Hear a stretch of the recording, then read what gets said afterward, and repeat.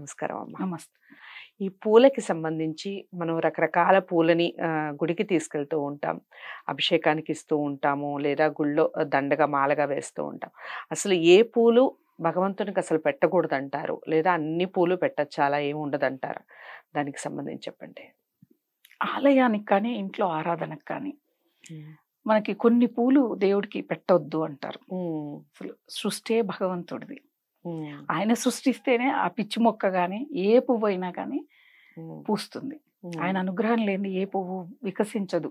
హ్మ్. అసలు ఆ వృక్షమే ఉండదు. హ్మ్. కానీ కొన్ని పువ్వులతో పూజ చేస్తే మనకు మంచి జరుగుతుంది అంటారు. హ్మ్. అంటే మనకి సీజనల్‌గా పువ్వులొస్తాయి. హ్మ్. అవును. ఈ సీజన్‌లో మల్లె పువ్వులు, ఈ సీజన్‌లో జాజి పువ్వులు, హ్మ్. ఈ సీజన్‌లో గులాబీ పూలు, చామంతులు, చామంతులు. గులాబీలు హ్మ్. వస్తాయి. ఆ సీజనల్‌గా ఏ పువ్వులొస్తే అవే పెట్టాలి. ఏ కార్తీక మాసంలో మల్లె పువ్వులంటే రావుగా. అవును. ఉగాదికైతే ఉంటాయి. హ్మ్. అవును. అలా పెట్టుకోవాలి. గన్నేరు హ్మ్. అలాగే ఆహ్, హ్మ్, పారిజాతం. హ్మ్. పారిజాతం పూలు చాలా శ్రేష్టం. మహావిష్ణువుకి ఇంకా ప్రీతి. హ్మ్. శ్రీకృష్ణుడికి ఇంకా ప్రీతి. మాల మాల తయారు చేయని, అలాగే పువ్వులతో పూజ చేయని. హ్మ్. అవి బాగా అందంగా ఉంటుంది. స్వామివారికి ప్రీతికరం ఈ పువ్వులు. హ్మ్. ఆరాధించటం వల్ల మనకు ముక్తి లభిస్తుంది అంటారు. హ్మ్. మిగతా పువ్వులు కింద పడితే మనం దేవుడికి పెట్టం. కానీ హ్మ్. పారిజాతం కింద పడితేనే అది పునీతం అవుతుంది. అవును. అవును. ఆ పువ్వుల్ని మాత్రమే పెట్టాలి. హ్మ్. అలా గన్నేరు, హ్మ్. మందారం, ముద్ద మందారం హ్మ్. ఇలాంటి పువ్వులు పెట్టొచ్చు. తులసితో ఆరాధన చేయవచ్చు. గన్నేరు పూలు పెట్టొచ్చమ్మా దేవుడికి గన్నేరు పూలు చాలా శ్రేష్టం. ఓకే. గన్నేరు పువ్వులు మాల కట్టి కూడా చాలా మంది తెల్ల గన్నేరు, పింక్, ఎరుపు అవును. ఇలా ఉంటాయి. ఇంకా దేవగన్నేరు అని పెద్ద పెద్ద పుష్పాలొస్తాయి. హ్మ్. హ్మ్. ఆ గన్నేరు అసలు పరమేశ్వరుడికి చాలా ప్రీతి దేవగన్నేరు. హుహు. అవి కూడా భగవంతుడికి సమర్పించొచ్చు హ్మ్. ఇంట్లో కూడా. ఒక బంతి పువ్వులు మాత్రమే భగవంతుడికి అంటే విడి పూలతో పూజ చేసేదానికి పనికిరాదు. హ్మ్. మాలకి అనుకోండి మనం ఇప్పుడు బయటకి వెళ్ళి స్వామివారికి పెద్ద మాల ఇవ్వండి అంటే బంతి పూలు కుచ్చి ఉంటారు. ఆ మాలను వేస్తారు. హ్మ్. ఇవి ఏంటిది అంటే మనం ఫోటోలకు ఒక్కొక్క పువ్వు పెడితే బాగా మందంగా ఉంటుంది. ఫోటో ముందుకు జరిగి పడిపోవచ్చు. హ్మ్.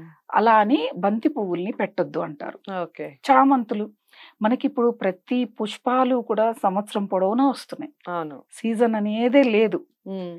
ప్రతి పువ్వులు వస్తూనే ఉన్నాయి. హ్మ్. ఈ సీజన్ కాదనేది కాకుండా ప్రతి ఋతువులు మనం పండించుకుంటున్నాం అలాగా. హ్మ్. అన్ని మొక్కలు ఇంట్లో వేసుకుంటే కూడా వస్తూనే ఉంటాయి సంవత్సరం అంతా. హ్మ్. ముందు కాలంలో చెట్టే ఉండదు అసలు. అవును. ఆ ఋతువు అయిపోయే వరకి అలా ఉంటుంది.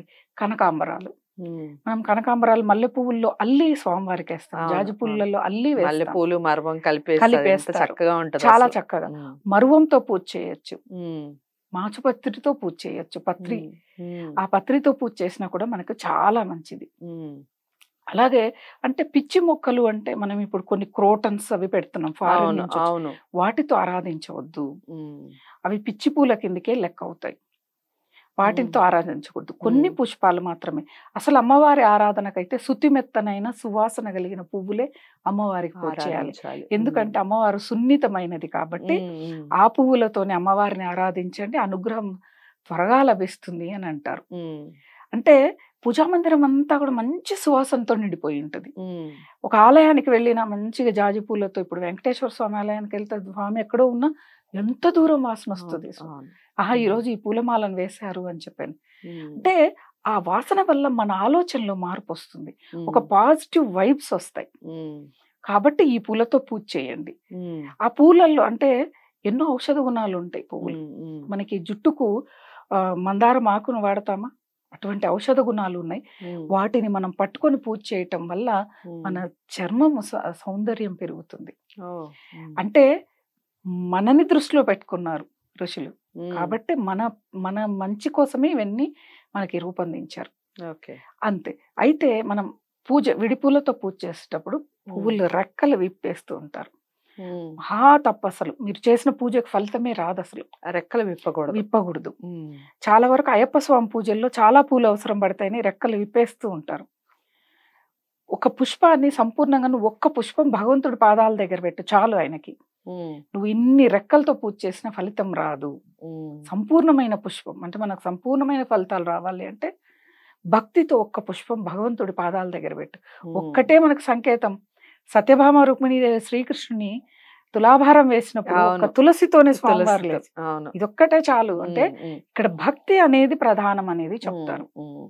అలా ఇంకొకటి చాలా మంది ఏం చేస్తారంటే దేవుడికి చాలా పూలతో పూజ చేయాలని ప్రతి ఇంటి దగ్గర నిలబడి కవర్లో పూలు కోస్తేస్తూ ఉంటారు పొద్దున్నే వాకింగ్కి వెళ్తూ. ఉమ్. ఏం ప్రయోజనం ఉంది నువ్వు ఆ పూలతో పూజ చేయటం వల్ల? ఆ పుణ్యం వాళ్ళకి వెళ్ళిపోయింది, నీకెలా వస్తుంది? ఉమ్. అయినా ఒకరింటి పూలు దొంగతనంగా తెచ్చి నువ్వు భగవంతుడికి పెడితే అది భక్తి అవుతుందా? నువ్వు అక్కడ దొంగవైపోయావు. ఉమ్. ఉమ్. అవసరం లేదు, నువ్వు ఏ పూలు పెట్టక్కర్లేదు. స్వామి ఈ ఉమ్. రోజు నా దగ్గర నా ఇంట్లో పూలు లేవు, నేను వెళ్ళి తేలేను, నా ఇంట్లో చెట్లు లేవు. ఉమ్. ఆయనకు తెలీదా మనం ఏ విధంగా పూజ చేస్తున్నాము అని? 4 తులసాకులు వేసైనా చేసుకోవచ్చు. చెయ్యవచ్చు. ఉమ్. బిల్వం 10 సార్లు పూజ చేసిన అంటే ఈ రోజు పూజ చేసా మళ్ళీ రేపు చేయొచ్చు అదే బిల్వంతో. ఉమ్. అలా బిల్వాన్ని పెట్టుకొని 4 బిల్వాలు పెట్టి శివుడి దగ్గర చాలు. ఉమ్. లేదు స్తోమత ఉంది, ఇప్పుడు వెండి బిల్వాలు అన్నీ దొరుకుతున్నాయి, అవును అవును. అవి పెట్టండి. ఉమ్. అంతే. లేదు ఇంట్లో మర్వం పెంచండి, ఒక మర్వం పెట్టండి, దళం పెట్టండి, ఉమ్. ఉమ్. తులసి పక్కన పెట్టండి, పూజించేది కాకుండా ఆ దళాన్ని పెట్టండి. ఉమ్. అంతే కదా, ఎన్నో ఆప్షన్స్ ఉన్నాయి మనం పూజ చేయటానికి. పూజకి ఉమ్. ఇప్పుడు మనం ప్రతి సీజన్లో అన్ని పువ్వులు దొరుకుతున్నాయి. ఉమ్. ఒకప్పుడు కాలంలో ఎండాకాలంలో పువ్వులు ఎక్కడి నుంచి వస్తాయి? ఉమ్. మల్లె పువ్వులు చెట్లు ఉన్న వాళ్ళైతేనే. పల్లెటూర్లలో అయితే అసలు అమ్మటానికి కూడా ఉండదు ఆ పువ్వులు. ఉమ్. ఇంట్లో చెట్లు వేసుకుంటే ఆ పువ్వుల్ని మాత్రమే తెచ్చి అవును. నాటేవాళ్ళు. ఉమ్. అందుకే ఒకప్పుడు కాలంలో ఇంట్లో పెరట్లో పూల చెట్లను ఎక్కువ పెంచేవాళ్ళు. అవును.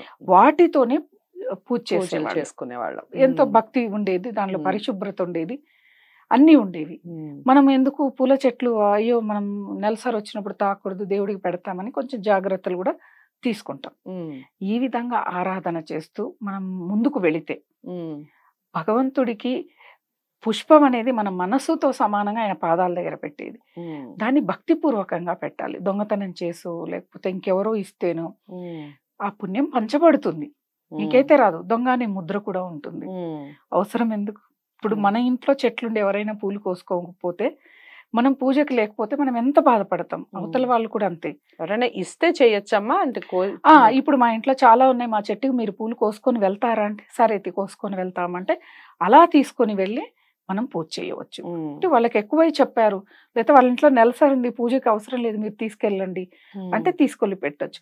వారికి తెలియకుండా తీసుకొస్తారు దొంగతనంగా. ఆ పువ్వులు పెట్టి పూజ చేస్తే ప్రయోజనం లేదు, ఉండదు. అది ఒక్క పుష్పం పెట్టినా భగవంతుడు ఆనందిస్తాడు. నేను ఇన్ని రకాల పుష్పాలతో పూజ చేశాను, చెయ్యాలనుకుంటున్నాను, ఎవరో పూలు తెచ్చిచ్చారు. ఇప్పుడు కొంతమంది ఒక నియమం పెట్టుకుంటారు, 108 రకాల పూలతో పూజ చేస్తాను అని. అయితే ఎవరో బంధువులు వేరే ఊరు నుంచి వస్తున్నారు, మీ ఊర్లో ఆ పువ్వులు దొరుకుతాయి, నాకు ఇన్ని తెచ్చియండి అని తెచ్చిస్తారు. దానికి నువ్వు తిరిగి డబ్బులు ఇస్తేనే నీ పూజకు ఫలితం, లేతే వాళ్ళది కదా ఆ ఫలితం. వాళ్ళు డబ్బు పెట్టి తెచ్చారు కదా, అందుకే దేవుడి దగ్గర హుండీలో చిల్లర వేయటానికి లేకపోతే మళ్ళీ తీసుకొని అంబడి ఇస్తారు, వద్దు ఆ ఫలితం నీకు వెళ్ళిపోద్ది అంటారు చూడు. అలా పూజకు కానీ, భగవంతుడి దగ్గర కొబ్బరికాయ కానీ, ప్రసాదానికి కానీ, ఆలయానికి వెళ్ళేటప్పుడు ఆటో కానీ, క్యాబ్ కానీ ఏదైనా ₹1 కూడా ఉంచుకోకుండా ఎవరిది వాళ్ళకి ఇచ్చేయాలి. లేకపోతే ఇదంతా షేర్ అవుతుంది, అందరికీ షేర్ అవుతుంది, ఈ పుణ్యం అందరికీ దక్కుతుంది. అది పోనీ దక్కింది అనుకుంటే పర్వాలేదు, అది ఎవరి ఇష్టం వాళ్ళది. ఇంకా మంచిది కదా, అందరికీ భగవంతుడి అనుగ్రహం ఉంటుంది. అలా పిచ్చి పిచ్చి పువ్వులు కాకుండా, క్రోటన్స్ లాంటివి కాకుండా, ఏవో షో ఉన్న ఫ్లవర్స్ కాకుండా, శంకు పువ్వులు చాలా అద్భుతం. శంకు పువ్వులతో పూజ చేస్తే కష్టాలే ఉండవు.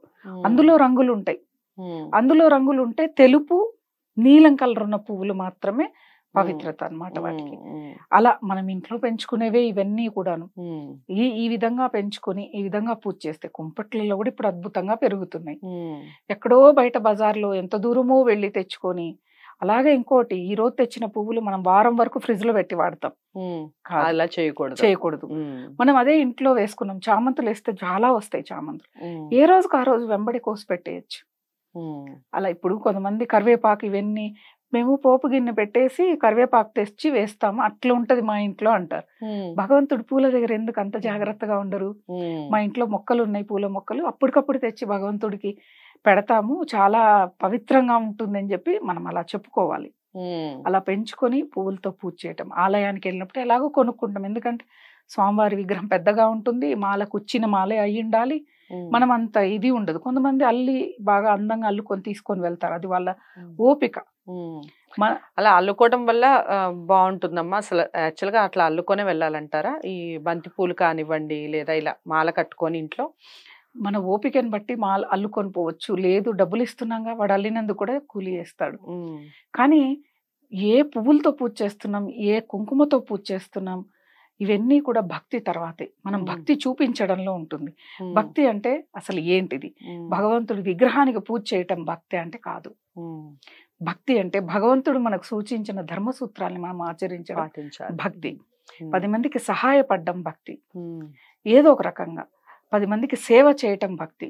ఆలయంలో సేవ చేయటం భక్తి. ధర్మంగా ఉండడం భక్తి. న్యాయంగా ఉండడం భక్తి. సత్యాన్ని పలకటం భక్తి.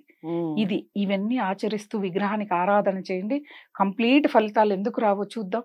కానీ ఎక్కడో చోట మనకి మిస్ అవుతుంది. ఉన్న కాలం అలా ఉంది. ఎందుకంటే ఎక్కువగా అబద్ధాలు చెప్పాల్సి వస్తుంది ఇప్పుడు.